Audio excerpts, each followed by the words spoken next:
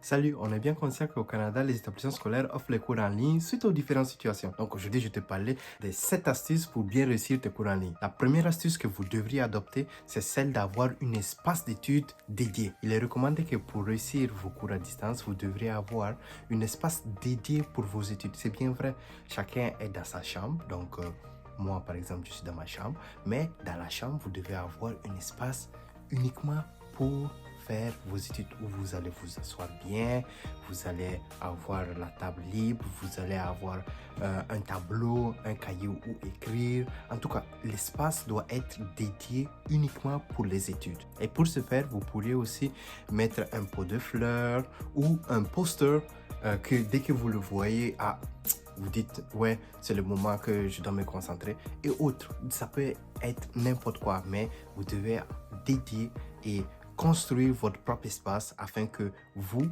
allez vous sentir prêt une fois que vous allez entrer dans cet espace. La deuxième astuce serait d'être bien équipé. Quand je parle d'équipement, je parle surtout d'Internet parce que sans Internet, vous ne faites pas grand-chose, les amis. Assurez-vous d'avoir une fluidité d'Internet à la maison. Si vous êtes plusieurs que vous l'utilisez, vous pouvez peut-être parler, communiquer avec l'agence, l'entreprise qui s'occupe de la fourniture d'Internet et ils pourraient peut-être voir si modifier un peu votre contrat ou autre, mais vous devez leur expliquer que c'est parce que vous devez étudier et voici, et aussi parce que vous êtes plusieurs à la maison, etc. En tout cas, vous devez communiquer directement avec l'entreprise qui s'occupe de votre Internet. Aussi, j'ai appris que, par exemple, si vous êtes dans une maison et puis vous habitez avec d'autres personnes, c'est que si vous allumez le micro-ondes, si quelqu'un est dans la cuisine et puis il allume le micro-ondes ou autre chose, vous pourrez avoir de l'interférence au niveau de vos réseaux. Donc, conseil, ça serait de vous brancher directement avec le câble d'Internet. Donc, ça s'appelle le câble LAN. Donc, vous prenez le câble, vous le branchez à la prise qui est au mur et puis le câble, vous allez brancher le deuxième bout directement dans votre ordinateur et puis vous allez avoir l'internet sans dérangement, sans ouais, c'est ça, sans dérangement. J'ai cherché des mots techniques, mais waouh, je n'arrivais pas. Ce que je sais aussi, c'est que ici au Canada, certains fournisseurs d'Internet ont aussi décidé de bypasser les limites d'Internet, la vitesse des limites d'Internet dans certains contrats. Donc, n'hésitez surtout pas. Vous pouvez tout simplement les appeler. Ça ne prend pas beaucoup de temps et vous allez tout simplement leur expliquer la situation. La troisième astuce serait d'éliminer tout type de distraction. Oui, c'est vrai. Vous êtes à la maison, vous avez l'ordinateur, la tablette, l'iPod, le téléphone, vous avez tout. Donc, une distraction à 100% assurée de partout. Mais vous devez essayer de fermer vos notifications. Donc, vous pouvez les désactiver. Au lieu de perdre, je dirais perdre parce que c'est ça, donnez votre temps à la file d'actualité de Instagram, voir c'est quoi que les gens font, ou TikTok, ou YouTube, ou je sais pas où. Vous pouvez tout simplement limiter tout cela. Vous êtes très conscient, en étudiant international, vous savez très bien, les études coûtent une certaine somme pour étudier ici au Canada. Donc, ne gaspillez pas votre temps, même si vous êtes à la maison et vous trouvez que oui, bien sûr, vous avez accès à tout, mais vous devez vous concentrer pour ce que vous êtes venu vous faire. Moi, par exemple, ce que je fais, c'est que tout simplement, quand c'est l'heure du cours, je fais différentes choses. La première des choses que je réfléchis, c'est je désactive toutes les notifications. Donc, je prends le téléphone et puis je les désactive tous. Je pars dans les réglages, il y a un bouton désactiver toutes les notifications. D'accord? Étape numéro 2, si je vois que ça ne marche pas et j'ai tendance à tenir le téléphone ou autre chose, je joue même pas. Je prends le téléphone, je l'éteins, je le dépose ailleurs. Si je sais que quelqu'un pourrait me communiquer avec moi pour écrire quelque chose, je lui écris, je dis écoute, actuellement je suis en train de suivre tel cours, telle formation.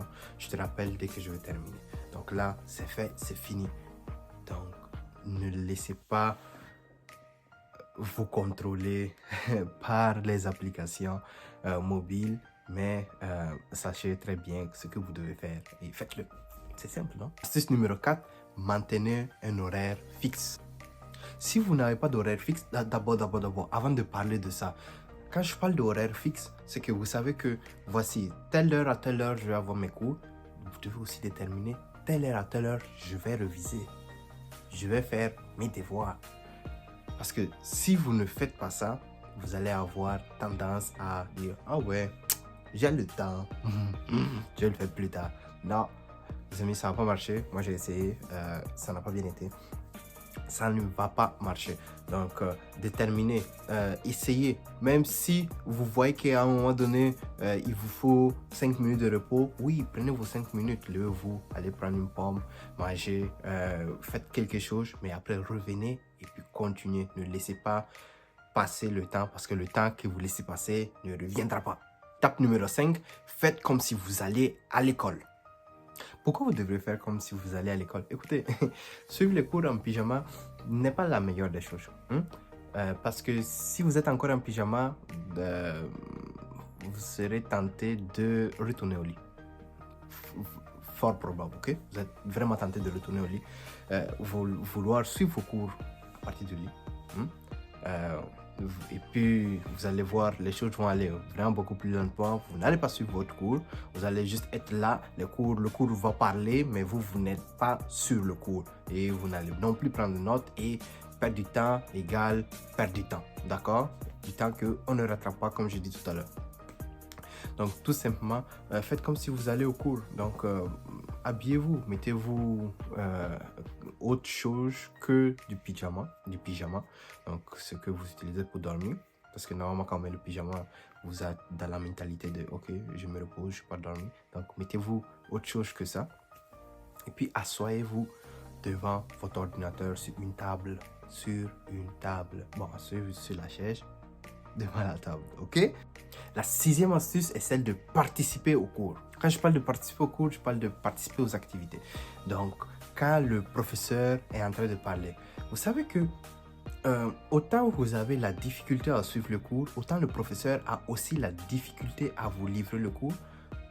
Rappelez-vous que dans les deux côtés, vous êtes des êtres humains, d'accord? Donc, vous avez une interaction qui est l'ordinateur. Vous avez juste un écran, vous regardez un écran et puis vous attendez que de l'autre côté, où je reçois l'information, ou je reçois une rétroaction.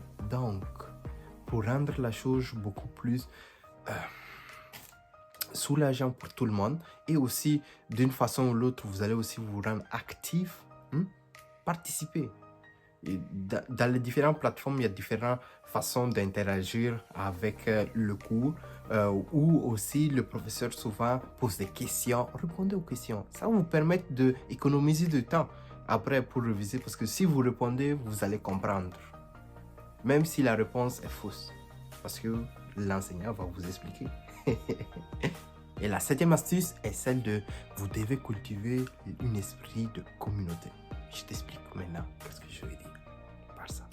Les cours en ligne peuvent sembler quelque chose que vous faites en solitaire. Donc, vous êtes juste vous.